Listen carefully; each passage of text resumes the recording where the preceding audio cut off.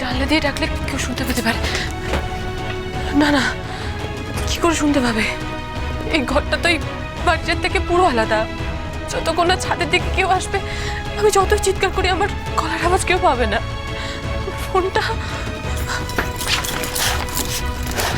ফোনটা এখানেই রেখেছিলাম।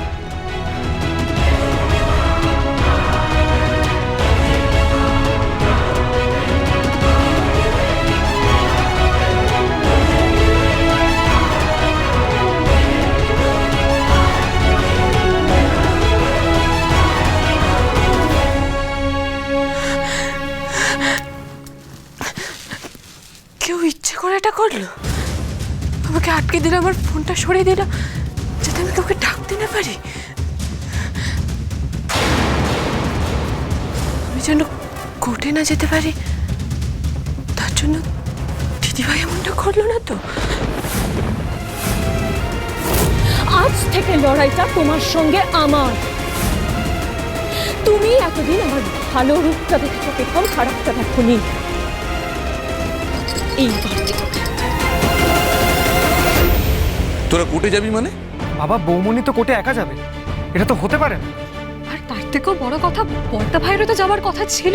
ওর একটা জরুরি কাজ পড়ে গেল বলেই তো তারা করে বেরিয়ে গেল, নাহলে তো ও যেত। বাবা, দেখেছো কাকুমণি, এরা এখন এতটাই বড় হয়ে গেছে, এতটাই ইন্ডিপেন্ডেন্ট হয়ে গেছে যে বাড়ির বড়দের কথা এরা আর এখন ভাবে না।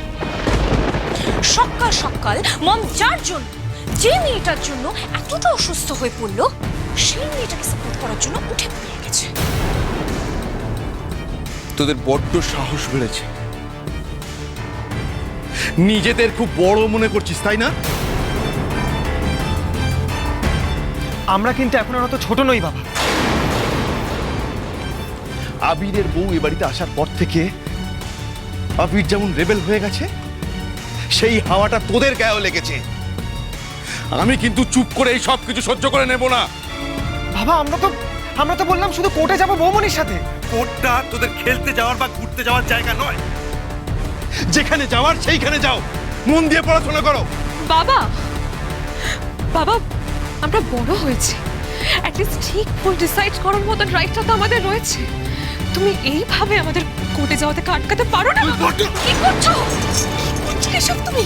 চুপ করো, শান্ত হও। তোমার ছেলে মেয়েকে বোঝাও, ওরা নাকি এখন কোর্টে যাবে বেগমের পাশে দাঁড়াবে। বড় বাড়ির একটা সীমা আছে। কি সমস্যা তোদের? হ্যাঁ, বল কি সমস্যা? বাবা যেটা বলছে সেটা শুনছিস না কেন? আজকে তোদের ভর্তি ভাইয়ের সঙ্গে যেটা হচ্ছে, আমরা চাই না আমাদের সঙ্গেও সেটা হোক। বাড়াবাড়ি করিস না তোরা।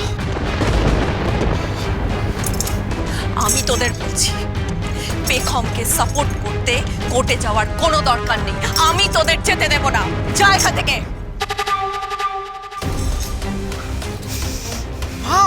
কথাটা কানে যাচ্ছে না? বললাম তো যাওয়ার কথা। যাও।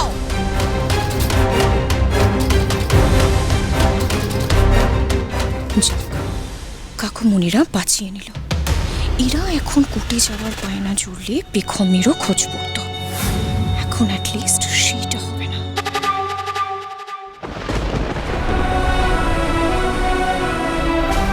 আমি যদি আজ কোর্টে না পৌঁছতে পারি, তাহলে অনেক বড় সর্বনাশ হয়ে যাবে।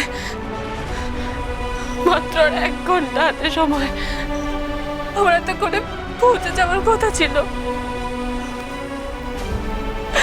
কোথা থেকে কি হয়ে গেল ঠাকুর?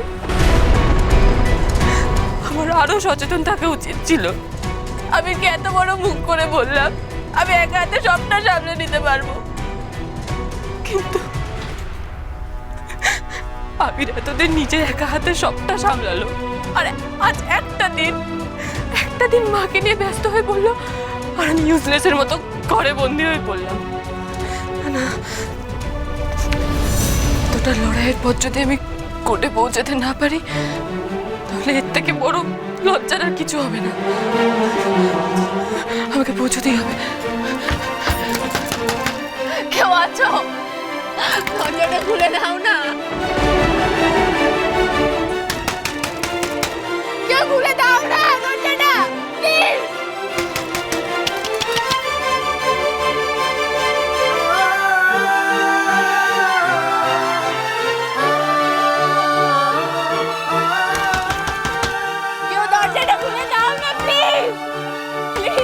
দরজাটা খুলে দাও, খুলে দাও না।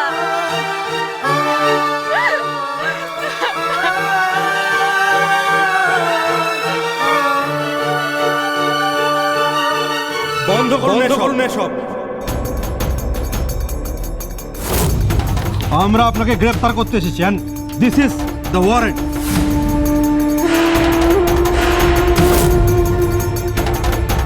এই নোংরা লোকটা আমাকে ছোট পেয়ে একা পেয়ে দিনের পর দিন আমার গায়ে হাত দিত, তার জন্য ওর এই শাস্তিটা প্রাপ্য।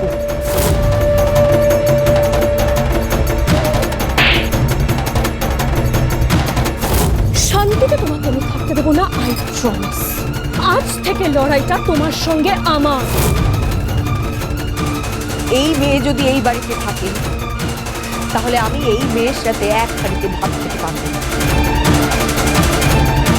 কোর্টে রানা রয় চৌধুরী নিজেকে বাঁচানোর জন্য সবকিছু করতে পারে।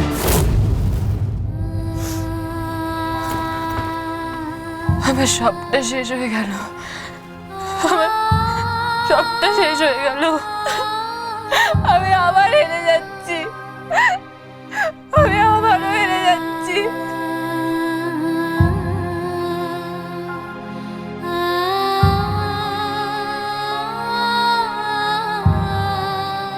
এই মুহূর্তে কোনো বিশেষ সমস্যা দেখতে পাচ্ছি না, তবে ওনার যে অ্যাটাকটা হচ্ছিল সেটা স্ট্রেস থেকে, প্যানিক অ্যাটাক, প্রচণ্ড মানসিক চাপের মধ্যে আছেন উনি। এখন যেটা সব থেকে বেশি দরকার সেটা হলো ওনাকে যতটা সম্ভব মানসিক চাপ থেকে দূরে রাখা, ঠিক আছে?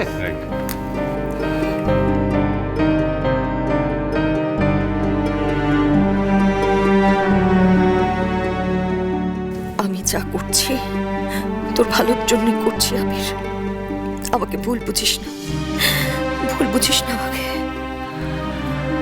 ওষুধপত্র আমি সব লিখে দিলাম, ওনাকে ইনস্ট্রাকশন অনুযায়ী কিন্তু খাওয়া দাওয়া করতে হবে, আর কোনো রকম যেন অবহেলা না হয়, ঠিক আছে? ওকে ডক্টর, আমি টেক কেয়ার করবো, সবসময় সাথেই থাকবো, কিন্তু ভয়ের কোনো কারণ নেই তো? না, আপাতত সব কিছু কন্ট্রোলের মধ্যেই আছে, কিন্তু ওই যে বললাম ওনার যত্ন নেওয়া প্রয়োজন, আর আমাকে টাইমলি একটুখানি সব কিছু রিপোর্ট করবে, ঠিক আছে? আচ্ছা, এটা একটু দেখে নিন, একটা দরকারি ব্যাপার আছে। Excuse me, I need to take this call. Okay. Hello, তুমি ঠিক আছে তো ফ্যামিলি? হ্যাঁ, যেতে পারবে তো? 11:20 বাজে, এতক্ষণে পেখম নিশ্চয়ই কোর্টে পৌঁছে গেছে। একটা ফোন করে আগে খবর নেই, তারপর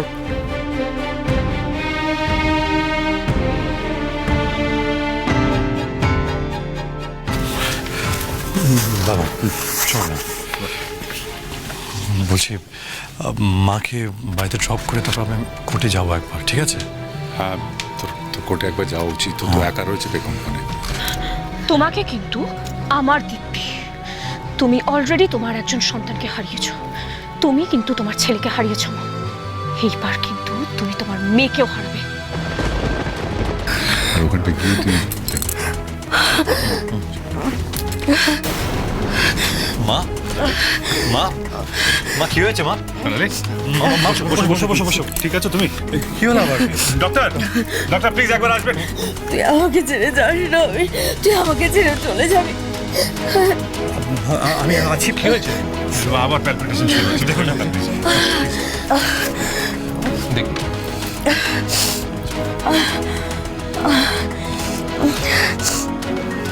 আপনি একটু আপনার মার কাছাকাছি থাকুন, আমার মনে হয় এই সময় যদি আপনি ওনার কাছে থাকেন তাহলে উনি অনেকটা শান্ত থাকবেন। Please take good care of him, okay? Sure doctor.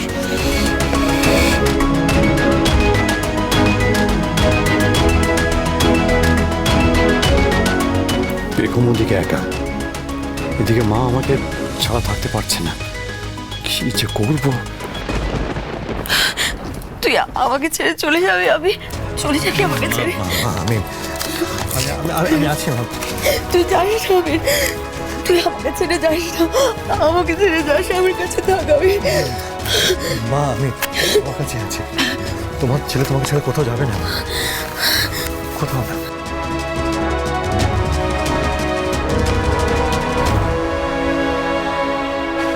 কিন্তু পেখম তুমি সবটাকে কিভাবে সামলাবে? কোর্টে গিয়ে তুমি আমি সবটা সামনে নিতে পারবো আবির, বিশ্বাস করো।